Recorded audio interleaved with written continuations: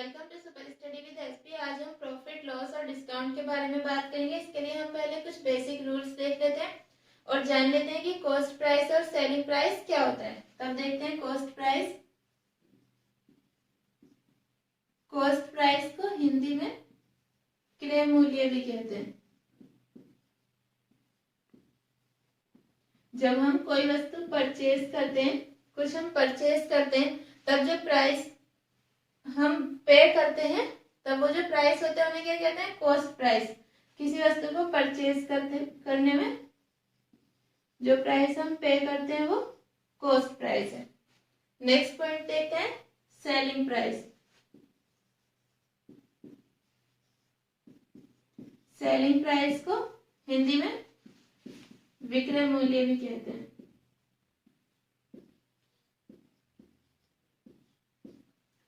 यह हमें कब मिलता है? जब हम किसी वस्तु को सेल कर रहे होते हैं, तब जो प्राइस हमें रिसीव होते हैं वो सेलिंग प्राइस होते हैं। कब? जब हम किसी वस्तु को बेचते हैं। नेक्स्ट पॉइंट देखेंगे अब कि अगर देखते हैं फिर cost price is greater than selling price. If cost price is greater than selling price, तब अगर हम किसी वस्तु को जो हमने 50 रुपए में खरीदी मान लो और उसे हमने 25 में सेल कर दिया, तब क्या होगा? हमें लॉस होगा। तो हम देख लेते हैं loss is equal to cost price minus selling price.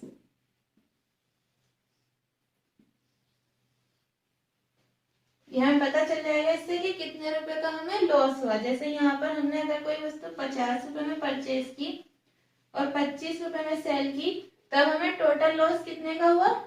50 minus 25 is equal to 25 rupees. Next point देखते हैं। If selling price is greater than cost price, तब क्या होगा? अगर हमने कॉस्ट प्राइस हमारी है किसी आर्टिकल को या किसी भी चीज को परचेज करने में 50 रुपए और हम उसे सेल कर रहे हैं 100 रुपीज में, तो हम ज्यादा में सेल कर रहे हैं ना। 50 रुपए में हमने खरीदी, हम उसे 100 रुपए में बेच रहे हैं, तो वहां पर क्या होगा? प्रॉफिट होगा।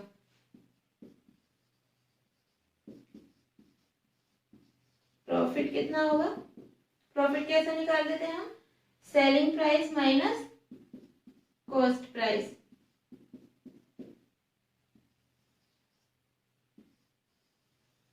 यहाँ कितना हो जाएगा? सेलिंग प्राइस 100 है, कॉस्ट प्राइस 50 है।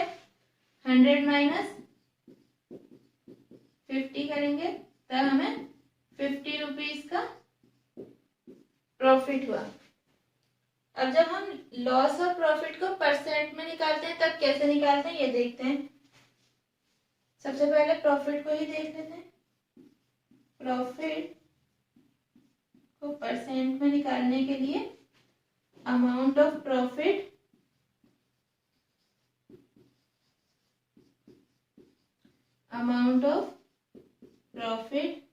अपॉन प्रॉफिट हो या लॉस, हम हमेशा प्रॉफिट या लॉस किस पर निकालते हैं? कॉस्ट प्राइस, क्रय मूल्य पर, अपॉन कॉस्ट प्राइस इनटू 100। ये किसका फॉर्मूला है? प्रॉफिट का।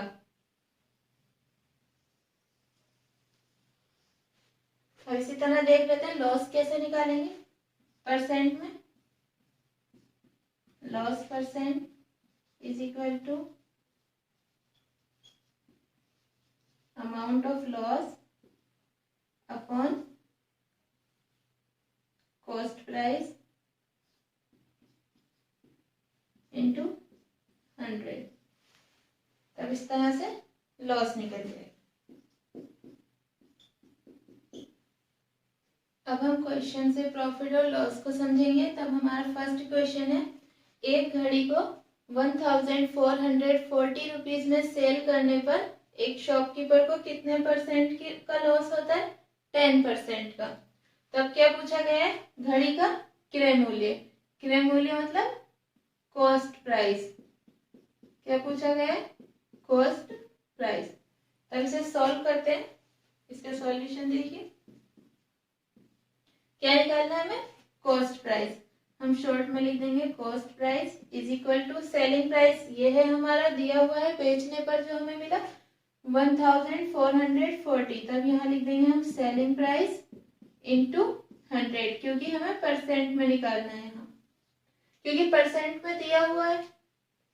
तब हमें यहाँ पर मूल्य पूछा है, परसेंट में निकालना नहीं है, मूल्य यहाँ पर पूछा है, टोटल वैल्यू पूछिए। तब हम कर देंगे यहाँ पर 100 माइनस लॉस, और अगर यहाँ पर प्रॉफिट होता तब हम 100 प्लस प्रॉफिट कर देते हैं। अब देखते हैं सेलिंग प्राइस क्या है? 1440। यहाँ पर लिख देंगे 1440 इंटू 100 अपॉन 100 माइनस लॉस कितना है? 10%। तब यहाँ 100 माइनस 10, तब यह हो जाएगा 1440 इंटू 100 अपॉन 90। यहाँ से इसे कट कर देंगे, 9 1 जा 9 और 9 6 जा 54। तब क्या हो जाएगा? 1600। कॉस्ट प्राइस क्या है? 1600। और क्वेश्चन में भी पूछा गया है कि कॉस्ट प्राइस क्या है। तब हम इस फॉर्मूले से निकाल लेते हैं कॉस्ट प्राइस। नेक्स्ट क्वेश्चन है, एक साइकिल को 5060 रुपीज में बेचने पर 10% का प्रॉफिट होता है। यदि साइकिल को 4370 रुपए में बेचा जाए तब कितने परसेंट प्रॉफिट या लॉस होगा? हम यहाँ पर देखते हैं, फर्स्ट लाइन में कहा गया है कि 5060 रुपए में बेचने पर 10% का प्रॉफिट हो रहा है। तब हम सबसे पहले इसकी कॉस्ट प्राइस निकाल लेते हैं। कॉस्ट प्राइस निकालने के लिए हम इस फॉर्मूले का यूज करेंगे, cost price is equal to selling price into 100 upon 100 plus profit. अगर लॉस होता तब हम 100 में से लॉस को माइनस करते हैं। इस फॉर्मूले को ध्यान रखना जरूरी है। क्या होगा? कॉस्ट प्राइस निकालने के लिए हमें, यानी क्रय मूल्य निकालने के लिए सेलिंग प्राइस हमारे पास है ही कितना? 5060 into 100 upon 100 plus profit. Profit है 10%। अब इसे सॉल्व करते हैं। सेलिंग प्राइस कितना है? 5060 इंटू 100 अपॉन 100 प्लस, यहाँ प्रॉफिट कितना है? 10। तब ये क्या हो जाएगा? 5060 इंटू 100 अपॉन 110। इस जीरो से ये जीरो कट कर देंगे, 11 4 जा 44 होता है, 6 कैरी हुआ, 11 6 जा 66। अब यहाँ पर क्या आ जाएगा? ये 4600 रुपीज। ये क्या आ गई हमारे पास? Cost price. क्या है ये? Cost price. अब हमारे पास कॉस्ट प्राइस भी आ गई है। अब इन्होंने कहा यदि साइकिल को कितने रुपीज में बेचा जाए? 4370, तब कितने परसेंट का प्रॉफिट या लॉस होगा? ये कितने में बेचने की बात कर रहे हैं? 4370, और कॉस्ट प्राइस क्या है? 4600। तब यहाँ पर सीधे दिख रहा है कि हमने खरीदी ज्यादा में है 4600 में, और बेचने की बात हो रही है 4370 में। तब यहाँ पर लॉस हो रहा है, इसलिए हम पहले निकाल लेंगे हमें कितने रुपए का लॉस हो रहा है। Loss is equal to cost price minus selling price. अभी लास्ट में हमने बताया था कि cost price is greater than selling price, तब लॉस होता है, इसलिए यहाँ से हम लॉस निकालेंगे इस फॉर्मूले को यूज करके। कॉस्ट प्राइस है 4600 माइनस सेलिंग प्राइस की क्या बात हो रही है कि 4370 में बेचा जाए, तब ये 4370, तब कितना आ जाएगा यहाँ से देख लेते हैं। 4600, ये आ जाएगा 230।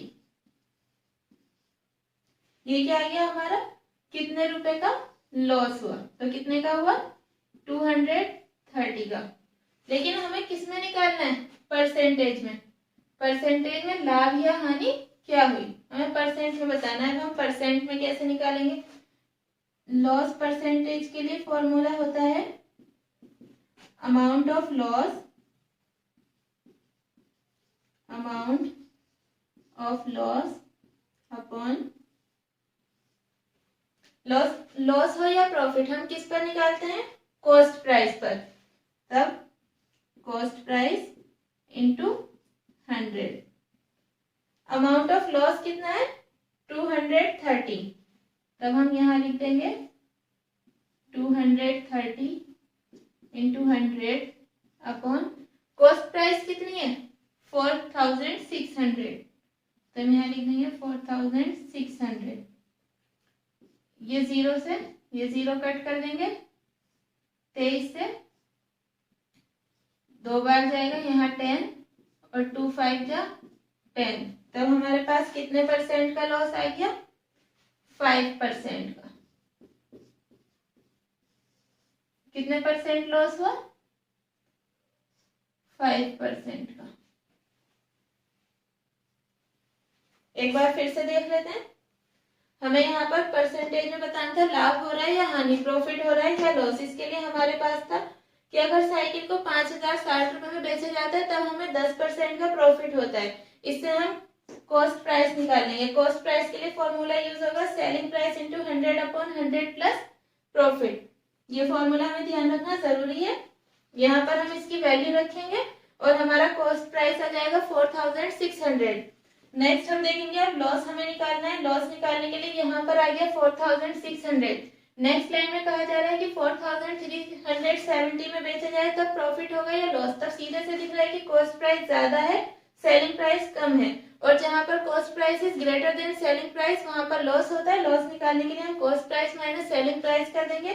4600 में से जब हम माइनस करेंगे 4370 को, तब आ जाएगा 230, और ये किसकी वैल्यू आ गई लॉस की। लेकिन क्वेश्चन में परसेंटेज में लॉस या प्रॉफिट के बारे में पूछा गया है, इसलिए हम लॉस निकालने के लिए इस फॉर्मूले का यूज करेंगे। परसेंट में क्या होगा, amount of loss into 100 upon cost price. ध्यान रहे कि हमें लॉस हो या प्रॉफिट कॉस्ट प्राइस पर ही निकालना है। अमाउंट ऑफ लॉस हो गया 230 इंटू 100 अपॉन कॉस्ट प्राइस कितनी आई थी 4600। इसको जब हम सॉल्व करेंगे तब आ जाएगा 5%। तब हमें कितने परसेंट क्वेश्चन में जो पूछा गया हमें 5% का लॉस हुआ। नेक्स्ट क्वेश्चन है कि एक व्यापारी कहता है कि वह कपड़ा 10% हानि पर बेचता है, लेकिन अपने गलत मीटर स्केल के कारण 15% का प्रॉफिट कमाता है। तब उसके मीटर स्केल की लंबाई कितनी होगी। अब इसका सॉल्यूशन देखते हैं। यहाँ पर हम यूज करेंगे इस फॉर्मूले का सही मान, जो राइट वैल्यू है उसकी upon wrong value. 100 plus profit जो है लाभ लिख देते हैं अपॉन 100 माइनस लॉस। इस फॉर्मूले को ध्यान से याद रखेंगे जब भी हमें सही। ये फॉर्मूला हम फिर से देखते हैं। यहाँ पर क्वेश्चन में हमसे मीटर स्केल की लंबाई के बारे में पूछा गया है कि मीटर स्केल की लंबाई कितनी है। तब हम इस फॉर्मूले का यूज करेंगे सही value upon wrong value is equal to 100 plus लाभ परसेंटेज में है और हानि भी परसेंटेज में अपॉन 100 माइनस हानि परसेंटेज।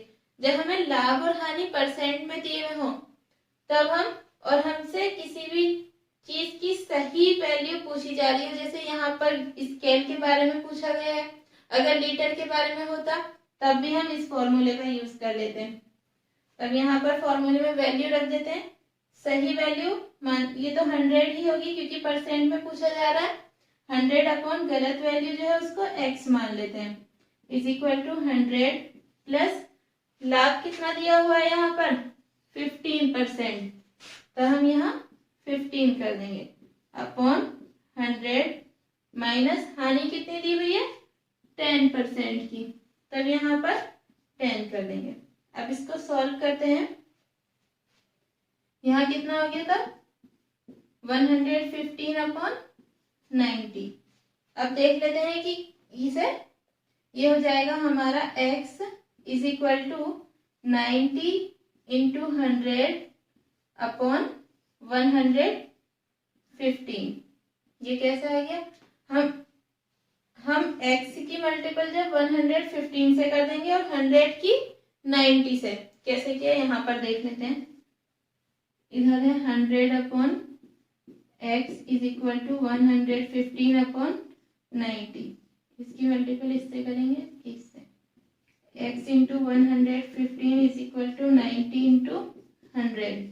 हमें सिर्फ x की वैल्यू निकालनी है, जब इधर इसलिए 115 अपॉन में चला जाएगा, तो हमारे पास यह। अब हम इसको सॉल्व करते हैं, 5 1 जा 5, 4 बचा, 5 8 जा 40 अपॉन 5 2 जा 10 और 5 3 जा 15।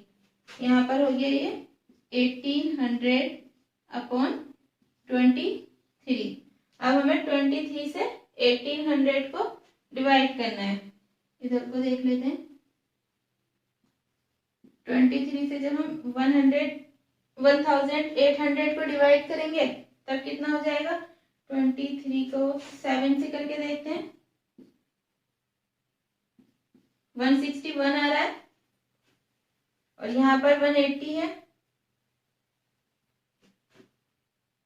तब 180 माइनस 161 कर देंगे, यहाँ पर 0 हो गया। यहाँ पर हम फिर 8 से मल्टीपल करके देख लेंगे, यहाँ 184 आ गया, तब यहाँ 6 बचा, पॉइंट लगा के 0 बढ़ा लेते हैं, तब यहाँ पर हो जाएगा 23 से 2 बार डिवाइड हुए 46, 60 माइनस 46 करेंगे, तब यहाँ 14 बचा जैसे, तब आगे फिर से 0 बढ़ाएंगे 140 और जब 23 के फिर 6 से मल्टीपल करेंगे तब 138 आ जाएगा, इसलिए बस पॉइंट के बाद 2 और निकाल लेते हैं, को इतना ही बहुत है। तब हमारा आंसर कितना हो जाएगा यहाँ पर, यानी मीटर स्क्वायर की लंबाई कितनी है 78.26 सेंटीमीटर।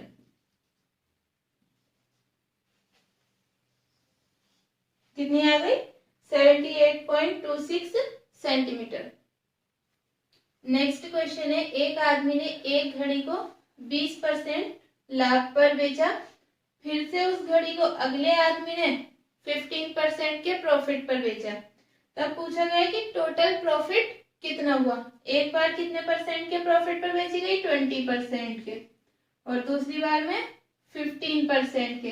तब इसका सॉल्यूशन देखते हैं हम। मान लेते हैं कि वो घड़ी 100 रुपीज की थी, माना वो घड़ी 100 रुपीज की थी और कितने परसेंट के प्रॉफिट पर बेची 20% के, तब यहाँ 120 अपॉन 100 कर देंगे, 100 से 100 कम कट जाएगा, तब उसने कितने रुपए में बेची 120 रुपीज में बेची। कोई चीज अगर 100 रुपए की हो और उसे 20% के प्रॉफिट पर बेचा जाए तब वो कितने की जाएगी 120 की। अब नेक्स्ट ने 15% के प्रॉफिट पर बेचा, हमारे पास ये वैल्यू तो आ ही गई 120। अब हम 120 को जब 15% के प्रॉफिट पर बेच रहे हैं तब हम शॉर्ट में करने के लिए यहीं पर ऐसे लिख देंगे 115, अभी बताते हैं 115 अपॉन 100। ये 115 हमने कैसे लिखा, क्योंकि 100% तो है ही, प्लस जितने परसेंट का प्रॉफिट होता है उसे हम प्लस कर देते हैं, और अगर हानि होती यहाँ पर तब 100 माइनस लॉस कर देते हैं, लेकिन यहाँ पर प्रॉफिट हो रहा है इसलिए 100 प्लस प्रॉफिट में 115, यहाँ पर 20% का था तब 120। अब यहाँ से देख लेंगे क्या वैल्यू आती है, 0 से 0 कट कर देंगे, 5 2 जा 10 और यहाँ 5 2 जा 10, 5 3 जा 15 और ये 2 से 12, 6 बार जाएगा, तब यहाँ हो गया 23 इंटू 6, यहाँ आया 138, तब 100 तो पहले ही था, 138 माइनस 100 करेंगे तब कितने परसेंट का प्रॉफिट आ गया, 38% का। इसे हम सेकंड मेथड से भी देख लेते हैं, उससे शॉर्ट में हो जाएगा।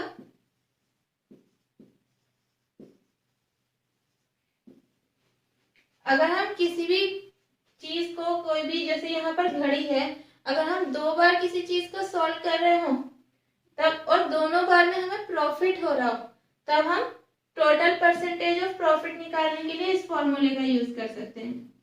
Total percentage of profit is equal to, यहाँ लिख देते हैं, A plus B plus A B upon 100 और यहाँ ये परसेंटेज में आ जाएगी। तो किस फॉर्मूले का यूज करेंगे, अगर दोनों बार प्रॉफिट हो रहा है तब A plus B plus A B upon 100।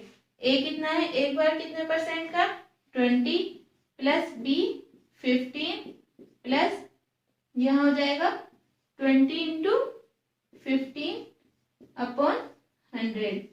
इसे यहीं पर कट कर देते हैं, 25 जा 100 और 5 3 जा 15, 20 प्लस 15 प्लस 3 कितना हो जाएगा, 38%। तब कितने परसेंट का प्रॉफिट आएगा, 38% का। नेक्स्ट क्वेश्चन है, यदि 15 घड़ियों का क्रय मूल्य 20 घड़ियों के विक्रय मूल्य यानी सेलिंग प्राइस के बराबर है, तब बताइए प्रॉफिट या लॉस कितने परसेंट हुआ। यहाँ पर हम एक फॉर्मूले का यूज करते हैं। यदि एक फॉर्मूला है कि अगर x वस्तुओं का क्रय मूल्य, इसे हम x मान लेते हैं, y वस्तुओं के विक्रय मूल्य के बराबर हो, तब इसे मैं फॉर्मूले को लिख देती हूँ। यदि x वस्तुओं का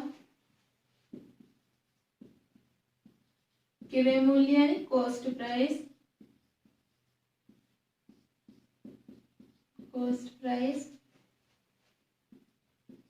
y वस्तु के विक्रय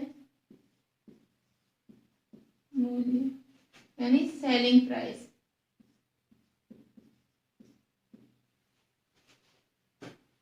के बराबर हो, तब परसेंटेज प्रॉफिट या लॉस,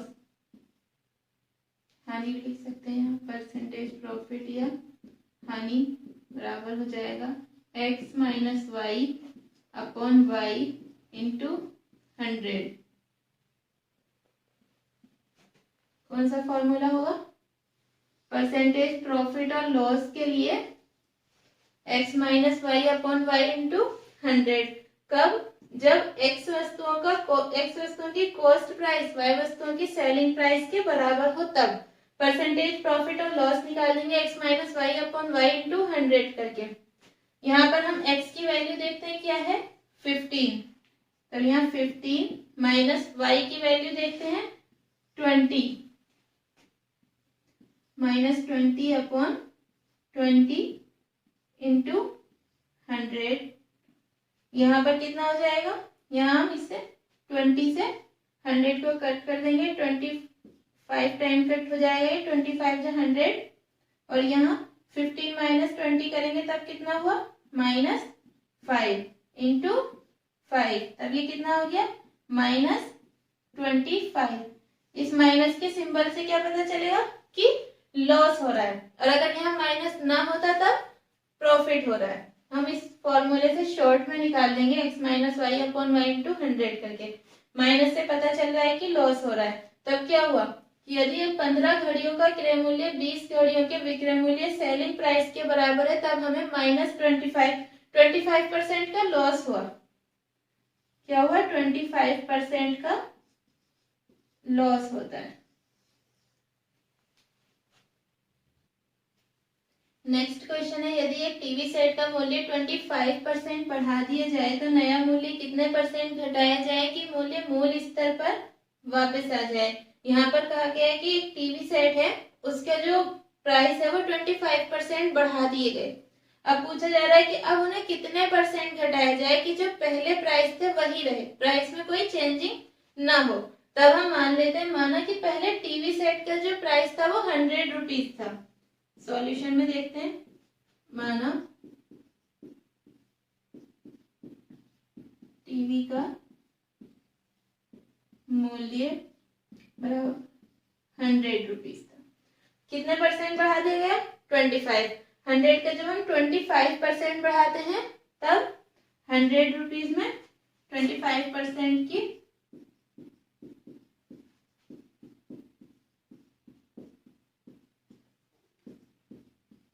25% बढ़ाने पर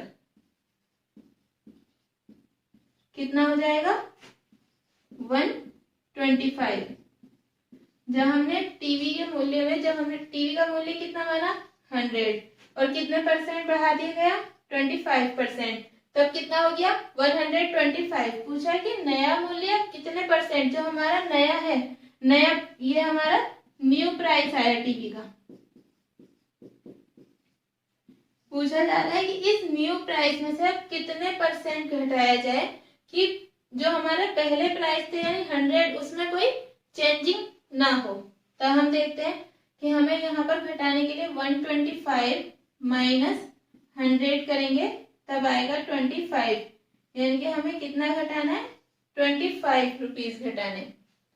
अब हम क्या निकाल लेते हैं कि अब हम 25 अपॉन 125 इंटू 100 परसेंटेज में निकालने के लिए, तब ये हो गया। तो हमें कितने परसेंट की कमी करनी पड़ेगी? अब 20% की। बढ़ाया था कितना? 25%, लेकिन वो 25% बढ़ा 100 पर, इसलिए 125 हुआ। अब 125 में जब हम 20% की कमी करेंगे, 20% की कमी करेंगे, तब जाकर मूल्य में जो प्राइस थे टीवी के उसमें कोई भी चेंजिंग नहीं होगी। ये हमने कैसे निकाला कि 20% की कमी करनी होगी, जबकि हमने तो 25% बढ़ाया था। हमने निकाला कि हमारा जो टोटल वैल्यू ऐड हुई है वो 100 में प्लस 25 ऐड हुई है, यानी कि 25 रुपीज और ऐड हो गए हैं। अब ये जो 25 रुपीज है इनको हम निकाल देंगे, जो हमारा न्यू प्राइस है 125, इसका कितने परसेंट है? 25 रुपीज 125 का कितने परसेंट है, तब परसेंटेज निकालते हैं जब हम, तो ऊपर का ये रख देंगे 25, अमाउंट ऑफ प्रॉफिट या लॉस जो होता है वो निकालते हैं।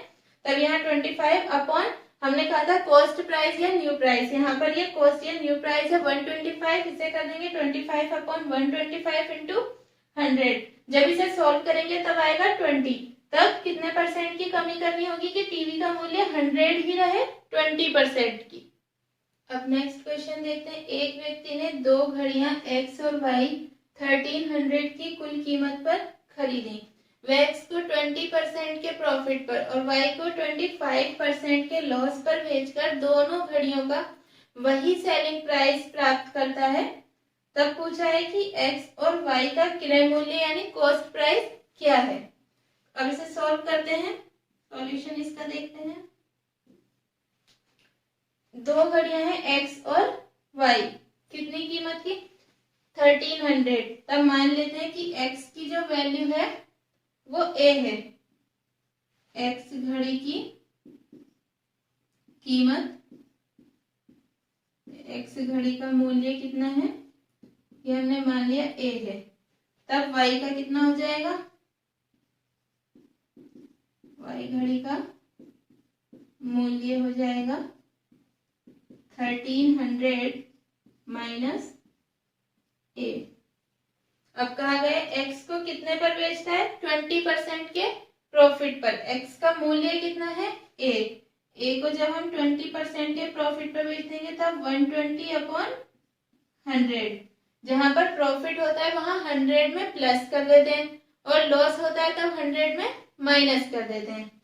यहाँ पर ये किसका आ गया, x का, ये वैल्यू आई हमारी x की। x को 20% के लाभ पर बेचने पर x का विक्रय मूल्य यानी सेलिंग प्राइस आ गया। ये x का विक्रय मूल्य कितना आ गया, a × 120/100। अब हम y का देख लेते हैं, y का सेलिंग प्राइस क्या होगा, y का विक्रय मूल्य, y का विक्रय मूल्य या selling price is equal to y का मूल्य कितना है, ये 1300 माइनस a। यहाँ हमने लिख दिया 1300 माइनस a इंटू कितने परसेंट की हानि हो रही, 25% की। 100 में से हम 25 को माइनस कर देंगे तब 75/100। क्वेश्चन में कहा गया है कि 20% के लाभ पर y को 20% के हानि पर बेचकर दोनों घड़ियों का वही विक्रय मूल्य प्राप्त करता है। वही विक्रय मूल्य यानी कि बराबर विक्रय मूल्य प्राप्त होता है, जैसे वही विक्रय मूल्य, तब हम इन दोनों को बराबर में रख देंगे। आगे हम इसे सॉल्व करते हैं, a × 120/100 is equal to 1300 minus a × 75/100। 100 से 100 कट कर देते हैं। अब यहाँ पर 15 से इसे कट करते हैं, 15 5 जा 75 और 15 8 जा 120। यहाँ पर ये मल्टीपल में है इसलिए कट हो जाएगा। अगर बीच में बराबर का साइन और इधर मल्टीपल में हो तो कट हो जाता है। यहाँ पर कितना हो गया, 8a is equal to 1300 minus a × 5। अब यहाँ हम 5 से मल्टीपल कर देते हैं, 13 × 5 हो जाएगा 6500 माइनस 5a। इधर 8a है और इधर -5a। जब ये 5a इधर आएगा तब ये प्लस में हो जाएगा, तब 8a + 5a कितना हो गया, 13a। 8a + 5a 13a हो गया और इधर ये 6500, तब a की वैल्यू हो जाएगी 6500/13। 13 5 जा 65 500 और a किसका मूल्य हमने माना था, x घड़ी का। हमने माना था कि x घड़ी की कीमत मानी थी हमने a, तब a की वैल्यू कितनी आई, 500। कितनी आ गई है, 500। अच्छा हम इसे हटा ही देते हैं। x घड़ी की कीमत जब 500 आ गई और दोनों कितने की है, 1300 की, तब y की निकालने के लिए हम क्या कर लेंगे, y घड़ी की कीमत 1300 माइनस 500, तब कितना हो जाएगा, 800। तो ये y की आ गई और इधर x घड़ी की, तब क्या क्या हो गई, x घड़ी की जो कीमत है वो 500 है और y की 800।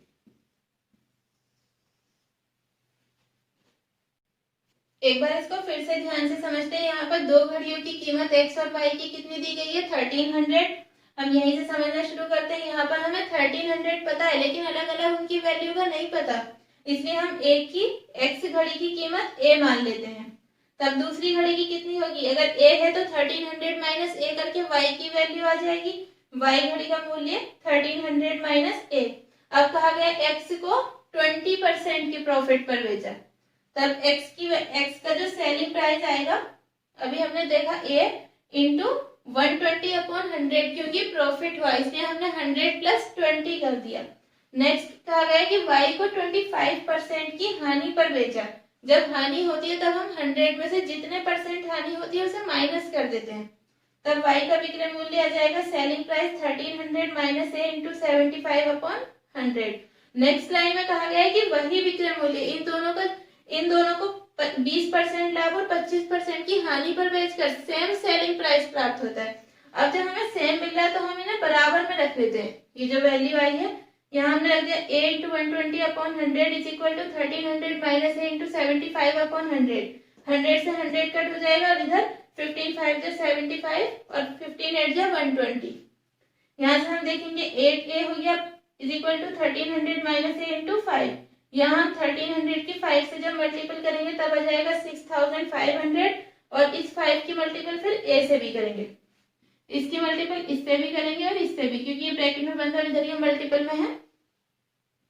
8a प्लस 5a करके आया ये 13a, 8a प्लस 5a इधर माइनस में, और जब इधर आएगा ये बराबर के दूसरी साइड तब ये प्लस में हो जाएगा। यहाँ 13a हो गया is equal to 6500, a is equal to 6500 upon 13 जब हम करेंगे और 13 से डिवाइड करेंगे तब a की वैल्यू 500 आ जाएगी। अब हमें जब a की वैल्यू मिल गई, यानी x घड़ी की वैल्यू हमने a मानी थी, x की वैल्यू हमें मिल गई 500, तब हम y घड़ी की वैल्यू तो निकाल ही सकते हैं। 1300 माइनस 500 कर देंगे तब आ जाएगा 800। तब ये x घड़ी की 500 और y की 800। नेक्स्ट क्वेश्चन है कि एक वस्तु का क्रय मूल्य यानी कॉस्ट प्राइस 100 रुपीज है, 50% के डिस्काउंट के बाद 50% का प्रॉफिट हो, इसके लिए वस्तु का बाजार मूल्य मार्केट प्राइस क्या होगा। यहाँ पर हम देखते हैं क्रय मूल्य, सॉल्यूशन देखते हैं अब इसका। तब वस्तु का क्रय मूल्य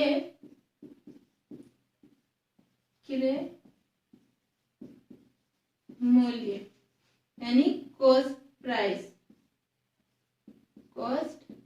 कितना है 100 है। कितने परसेंट प्रॉफिट की बात कर रहे हैं बेचने पर 50%, यानी सेलिंग प्राइस जो है, अब इसका सेलिंग प्राइस निकाल देते हैं। वस्तु का विक्रय मूल्य या सेलिंग प्राइस की ये बात कर रहे हैं, क्रय मूल्य 100 है और ये 50% के प्रॉफिट की बात कर रहे हैं, तब 150 हो जाएगा। 150 कैसे हो जाएगा 100 इंटू 100 में जब 50 जोड़ेंगे तब 150 हो जाता है, ये हमारा प्रॉफिट हो गया अपॉन 100, इससे कट हो जाएगा। तब सेलिंग प्राइस कितना होना चाहिए 150, और ये सेलिंग प्राइस कब होना चाहिए 50% के डिस्काउंट के बाद। इसमें कहा गया है कि सेलिंग प्राइस 150 होना चाहिए 50% के डिस्काउंट के बाद, 50% डिस्काउंट के बाद। डिस्काउंट किस पर दिया जाता है मार्केट वैल्यू पर। पूछा भी क्या है मार्केट वैल्यू। अब हम देखते हैं मार्केट वैल्यू,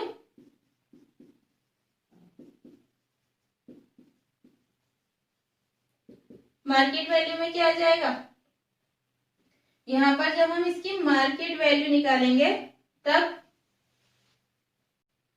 इसमें हमसे मार्केट वैल्यू जो पूछी गई, मार्केट वैल्यू ये हो गई। मार्केट वैल्यू कैसे निकालते हैं, पहले डिस्काउंट देख लेते हैं। मार्केट वैल्यू पर 50% का डिस्काउंट दिया गया है, मार्केट वैल्यू पर 50% का डिस्काउंट दिया गया है, तब सेलिंग प्राइस कितना आ रहा है 150। मार्केट वैल्यू पर 50% के डिस्काउंट के बाद सेलिंग प्राइस 150 होना चाहिए। अब हम यहां से मार्केट वैल्यू को मान लेते हैं x, तब x इज इक्वल टू, ये इधर चला जाएगा और ये अपॉन में 150 इंटू 100 अपॉन 150 इंटू 100 अपॉन 50। 50 से 150 को डिवाइड करेंगे 3, तब x बराबर 300। मार्केट वैल्यू आ गई, ये हमारी क्या है मार्केट वैल्यू। कितनी आई मार्केट वैल्यू 300। जब हम 300 पर 50% का डिस्काउंट देंगे तब 150 ही हो जाएगा, और 150 पर हमारा कॉस्ट प्राइस तो 100 ही थी ना, और 50% का प्रॉफिट भी हो रहा है। इस तरह से हमने इसकी मार्केट वैल्यू निकाल दी 300। आज की इस वीडियो में हमने प्रॉफिट लॉस और डिस्काउंट से रिलेटेड सभी टाइप के क्वेश्चंस को कवर कर लिया है। इसके बाद भी अगर आपको कोई क्वेश्चन ना आए और पूछना हो तो कमेंट बॉक्स में लिख देना, हम उसे नेक्स्ट वीडियो में बता देंगे। आज के लिए इतना ही।